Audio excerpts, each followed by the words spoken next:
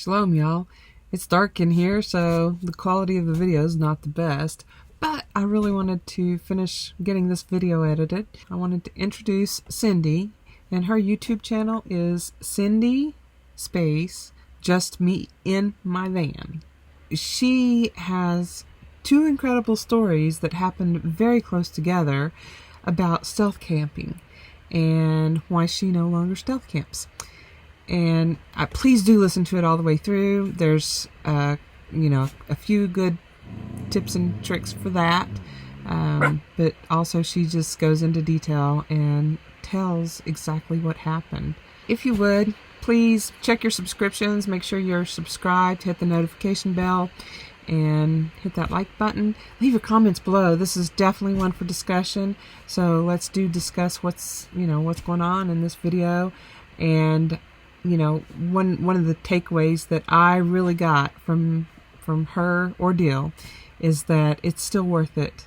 It's still so worth it to travel in a van, in an RV, or whatever, and meet the wonderful people that you can meet on the road, even when you do have two scary situations happen real early on in your camping experience.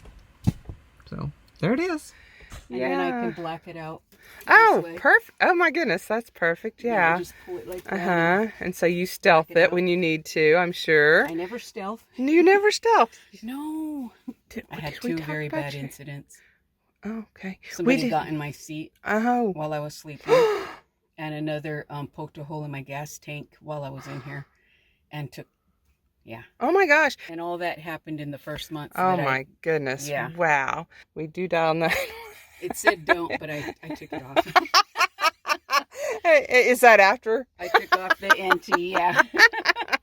So the incident that I did have, I was sleeping this was on the 19th night of my van life. I was still working at the time. And I pulled up. I lived by the hospital before I moved into my van. So I had an apartment there. So what I did is I kept parking there because everybody knew me. And there. This was where? In Salinas, California. Okay. And so I was parked across the street from the hospital, and I'm having a good night's sleep. And then I start hearing noises like people talking. And I thought, well, it's just the nurses, because the nurses are coming back and forth because they lived there. Yeah. And went to work at the hospital. And that's what I thought it was. And then all of a sudden, I heard my door jiggle and open. And apparently I didn't lock it properly. Oh, no. So my door opened when he tried the thing. He jumped in, and that's when because at first I thought, is that my sister? Because she lived at the same apartments that I did. Is it my daughter? I didn't know what was going on. And I said, what the hell? I yelled it like, I said it really loud.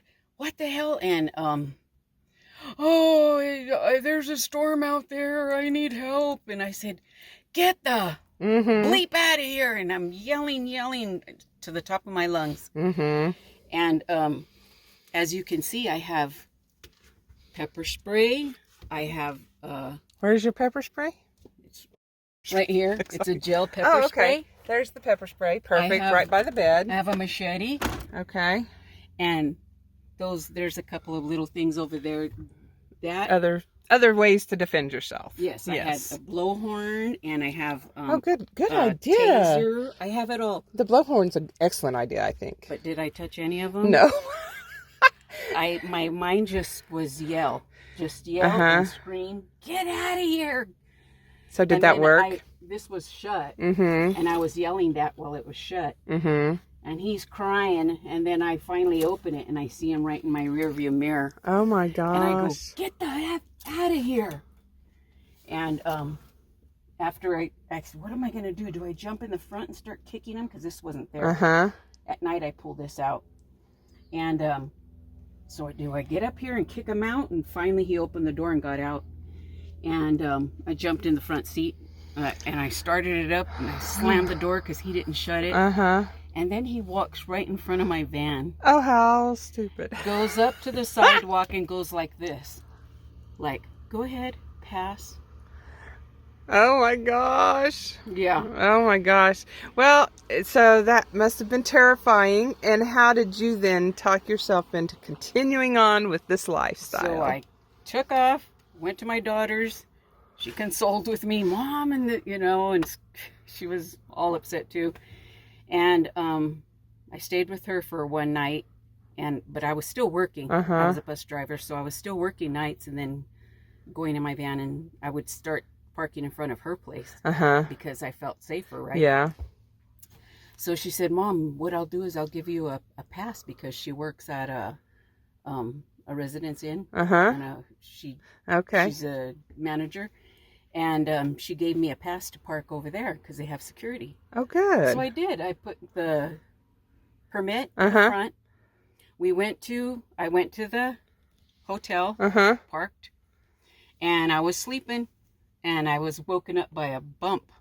Oh. Somebody bumped my van, and I said, there's somebody drunk out there. And I came over, and I peeked out, and I saw a Jeep right here, and a man was messing around with his Jeep. And I said, he's getting his luggage. He's going to go into the hotel, right?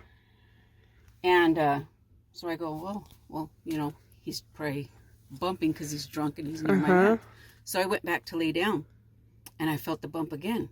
And so I got up, and I came back over, and when I looked out, I looked that way, and there was a security. The security was over there under the light post, and he looked like he was on his phone. And when I looked over to this guy, he jumped in his Jeep, and the car next to him, he backed with all his doors open. He backed up and was taking off, and the white car on the side of him followed him. And I go, I wonder what's going on. What were they up to? So I went back to lay down. I said, they're gone. And raked gasoline. Oh, no. So I go, I can't sleep here with that smell. So I got in my seat, started it up, was driving away, and something was dragging underneath my van. He had punched a hole in my gas tank. And there was a big something Home under Depot there. Black bucket thing slid under there, full of gas. Oh my gosh. So it must have been the second. And that was how close together that these two incidents happened? Maybe 2 weeks. Oh my goodness. And yet you're still here. You are, and bet what you're saying is it's much safer out here. That's why I don't stealth no more. All I do, unless I'm with other people, we're all parked at Walmart or something like that. But yeah, I prefer state parks or BLM land or... Wow. No way. I will not stealth park anymore. Well, kudos to you for continuing with your dream. Because I think some people, especially women, would give it up and would be too scared. I wanted to. Yeah, but you pushed on. I pushed on. And has it been worth it? Oh yeah, definitely. And now I know more people to go meet up with and go camping with and travel if we want to travel, distances. So yeah, it's wonderful. I love it. Very good. So this is Cindy with Just Me in My Van. Thank you so much. Thank you, Cindy. I've really enjoyed talking with you today, and I've learned a lot. And, I've been doing this for 4.5 years, and so it's wonderful whenever I get to learn something new and then get to meet new people. And I love sharing it. I really seeing, the wonderful homes that people have made for themselves. Isn't because it amazing? They truly are our home, right? Yeah. And even with what you had go on, I'm sure you can still testify that this is where you find your best peace, maybe? Yep. Yeah. Okay. And whenever I'm parked at my daughter's house to go in, and because she has a room for me there, I'll come out here still in my van and mess around, tinker, cook, whatever I want to do. Right. Yeah, it's home. It's home. So one of the things they say is that you should role play in your own mind, incidences like that can happen. And so practice doing those things that you want to do in case of an emergency, in case somebody's trying to break in case somebody's puncturing your tank. You feel your van jiggle, go ahead and make noise. Work on doing those things. Hey, when you're out camping by yourself, maybe practice those things. Exactly. So that's exactly what my son told me. Mom, you got to act like, let my other son, let him come to the van and make sure your doors are locked and do all these things that might happen. And Yeah. Yeah. He had said the same thing. Yeah. So, it does pay to be prepared, but once you're prepared. I thought I was prepared.